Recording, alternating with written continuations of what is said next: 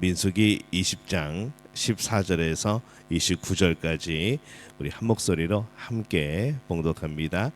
모세가 가데스에서 에돔 왕에게 사신을 보내며 이르되 당신의 형제 이스라엘의 말에 우리가 당한 모든 고난을 당신도 아시거니와 우리 조상들이 애굽으로 내려갔으므로 우리가 애굽에 오래 거주하였더니 애굽인이 우리 조상들과 우리를 학대하였으므로 우리가 여호와께 부르짖었더니 우리 소리를 들으시고 천사를 보내사 우리를 애굽에서 인도하여 내셨나이다.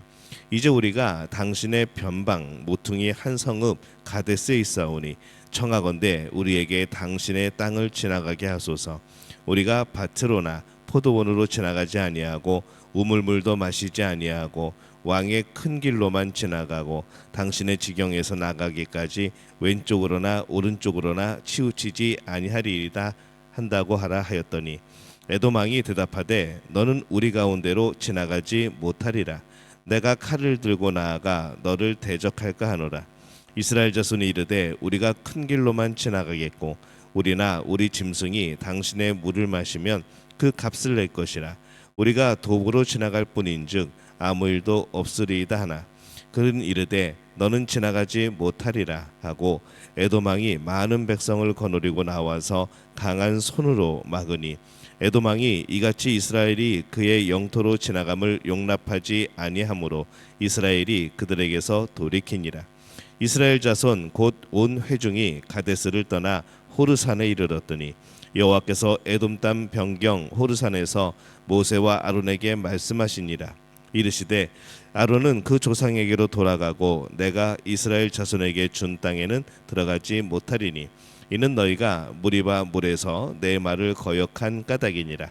너는 아론과 그의 아들 엘르아살을 데리고 호르산에 올라 아론의 옷을 벗겨 그의 아들 엘르아살에게 입히라.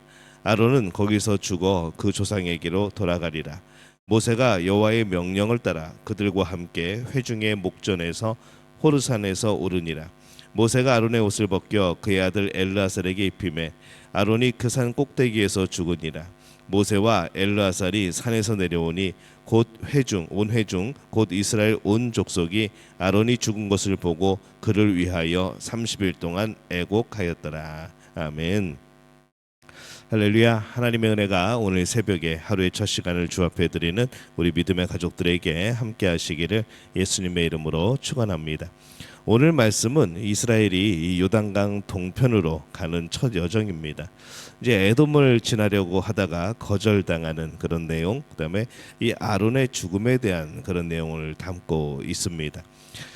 이스라엘 백성이 가데스에 처음 도착했을 때 이 가나안의 입성에 실패한 이후 이 광야에서 38년을 헤매고 다시 가데스에서 가나안을 점령하는 이 출정식과 같은 그런 여정을 이제 시작하게 되어집니다. 그런데 이번에는 하나님께서 이전에 갔던 이 가나안으로 바로 들어가는 그 길이 아니라 남쪽으로 돌아 올라가서 이 요단강 동편에 들어가는 코스로 인도를 하시는 거죠. 이 그러려면 어디를 통과해야 되는가 하면 이 에돔이라는 나라를 통과해야 됩니다. 그래서 이 모세는 이제 그들에게 사신을 보냅니다. 우리가 에돔을 통과할 수 있도록 허락해 달라고 요청을 하는 거죠.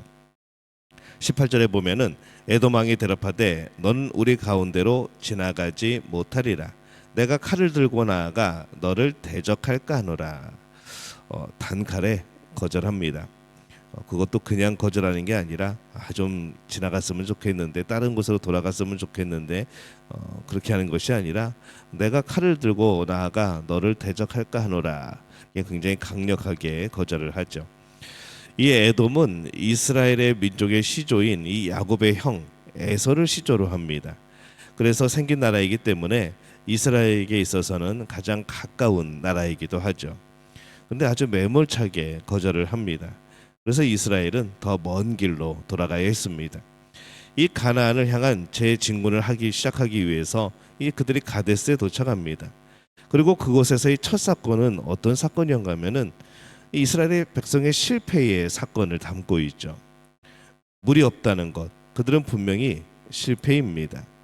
근데 그것보다는 그 더 큰 실패는 뭔가 하면 그들이 믿었던 모세가 또 실패하는 거죠. 모세는 하나님의 거룩을 드러내기보다는 자신의 감정을 드러내고 또 그것으로 인하여 가나안에 들어가는 것이 허락되지 않을 정도로 커다란 실패를 경험을 합니다. 그리고 오늘 말씀에서 그들이 가야 하는 이 첫 여정에서 이 에돔의 협력을 또 받지 못합니다. 그래서 또 실패하는 것이죠. 이 가나안이라고 하는 아주 막강한 지역을 이제 점령을 해야 되는데 이렇게 실패의 연속으로 그들은 시작을 합니다. 이 실패에서 이스라엘 백성이나 모세가 낙심했을 수도 있습니다. 그러나 이러한 실패로 시작한 이 가나안 입성은 나중에 아주 훌륭하게 완수가 되어집니다. 지금 그들의 실패는 어쩌면 이후에 그들이 이 가나안에 들어가는 데 있어서 가장 중요한 경험이 되어지고 하나님을 더 의지하게 되어지는 이제 그런 것이 되어지는 것이죠. 그들이 그렇게 실패함으로 오히려 하나님을 더 바라볼 수 있다면, 더 하나님을 의지하게 된다면 그것은 실패가 아니라 어쩌면 성공의 기초돌이 되어질 수 있는 것 아닌가라는 생각을 해보게 됩니다. 이 길을 열어달라는 요청에 에돔이 강력하게 거절을 합니다. 그래서 아주 먼 길을 돌아갑니다. 처음부터 환경적인 면에서 큰 실패이죠. 그러나 그 실패는 실패가 아니고, 그렇기 때문에 이 모습을 보면서 오늘날 우리가 하는 실패에서 늘 그 안 되고 뭔가 실패하고 그것만 보지 말고 이 실패를 경험하면서 하나님을 더 바라보는 그런 방향으로 나가야 되는 것이고, 또 실패 가운데에 이 하나님을 더욱더 의지하는 그런 계기가 되어져야 되는 겁니다. 그 실패를 덮기 위해서 그냥 바둥바둥하는 것이 아니라, 그걸 감추기 위해서 바둥바둥하는 것이 아니라 그 실패를 통하여서 하나님 앞에 나아가게 될 때에, 하나님을 더 신뢰하게 되어질 때에 그것은 우리 삶의 놀라운 변화와 이전의 실패가 부끄럽지 않고 오히려 그것이 하나님이 나를 인도하시는 은혜였다는 것을 고백하게 되어지는 그런 간증이 되지 않을까라는 그런 생각을 해보게 되어집니다. 에돔을 통과하지 않고 먼 길로 가야 됐습니다. 그들의 여정에 또 하나의 사건이 일어납니다. 25절에서 26절에 보면은 너는 아론과 그의 아들 엘르아살을 데리고 호르산에 올라 아론의 옷을 벗겨 그의 아들 엘르아살에게 입히라. 아론은 거기서 죽어 그 조상에게로 돌아가리라. 이렇게 말씀을 합니다. 이 앞서 무리바 사건에서 이 아론이 이 땅에서 삶을 마쳐야 될 때가 된 거죠. 그래서 이 호르산에서 아론이 죽습니다. 근데 이 아론의 죽음은 이 모세와 아론에게는 아마 주어진 말씀대로의 사건이지만은 이 백성들의 입장에서 볼 때에는 이 참 매우 큰 동요를 일으킬 수 있는 그런 충격적인 사건인 것이죠. 대제사장인 아론의 죽음으로 인해서 상심하는 사람들도 많았을 겁니다. 그러나 아론의 죽음이라는 실패도 사실은 이스라엘 백성이 가나안에 들어가기 위한 또 하나의 준비인 것이죠. 이스라엘 백성을 가나안에 들어가게 하는 것은 하나님입니다. 하나님께서 모세와 아론을 들어서 선한 일꾼으로 사용하셨지만 리더도 지도자도 백성도 기억해야 되는 것은 인도하시는 분은 하나님이시라는 겁니다. 아론의 죽음에서 이스라엘 백성들은 그것을 다시 한번 기억하고 명심해야 됐습니다. 이것은 오늘날도 마찬가지죠. 리더로 일을 하다 보면은 때로는 우리가 서로 그런 생각을 합니다. 나 없이 되나 봐라 라는 생각을 합니다. 내가 없으면 아무것도 안 될 것처럼 생각을 합니다. 그렇지 않다는 것이죠. 일은 하나님께서 하시는 겁니다. 하나님께서 사람을 쓰시는 겁니다. 그 부르심과 또 주신 사명에 대해서 내가 순종하고 내가 불순종하고는 이거는 우리의 선택이라는 것이죠. 여전히 하나님은 우리를 향하여 말씀하시고 우리를 이끌어 가십니다. 그러기에 내가 무엇을 한다는 것이 아니라 내가 순종한다는 생각을 가지는 겁니다. 내가 무엇을 한다 그러면 늘 일이 되어지고 늘 나에게 짐이 되어집니다. 하지만 내가 순종한다 생각하면은 그거는 은혜이고 감사이고 나를 사용하시고 나와 함께 하시는 하나님을 경험하는 계기가 되어지는 것이죠. 그래서 나는 하나님의 도구로서 한 부분을 맡아서 일하다가 때가 되면은 하나님 곁으로 가는 겁니다. 그렇기 때문에 이 지도자 자신 그리고 그 인도를 받는 사람들, 그 사람은 항상 기억해야 될 것이 있습니다. 하나님이 인도하신다는 것. 하나님만이 유일한 우리의 지도자입니다.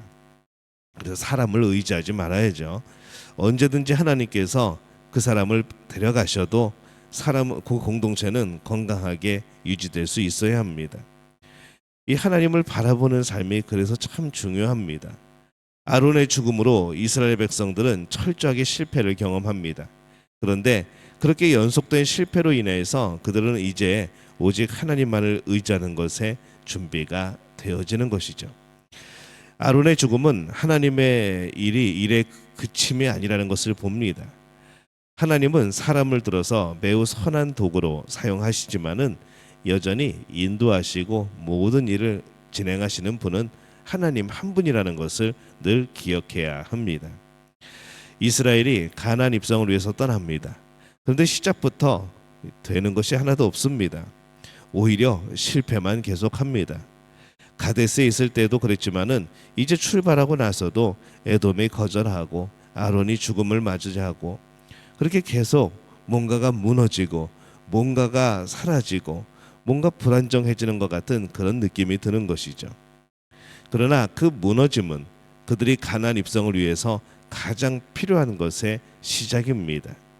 진정한 인도자, 진정한 보호자, 진정한 우리의 꿈을 주시는 소망을 주시는 분이 하나님인 것을 발견하게 되는 그러한 과정인 것이죠. 자신의 힘과 환경과 사람을 의지하던 것을 멈추고 이제 남은 것은 오직 하나님밖에 없다면 우리는 모든 것을 가진 게 되어진 겁니다. 그리고 하나님을 의지할 때에 그들은 모든 것을 할 수 있게 되어지는 겁니다. 주변에 무엇인가가 무너질 때 무너지는 것을 너무 걱정하지 마시기 바랍니다. 무너질 때마다 오히려 하나님을 더 의지한다면 그 무너짐은 복입니다.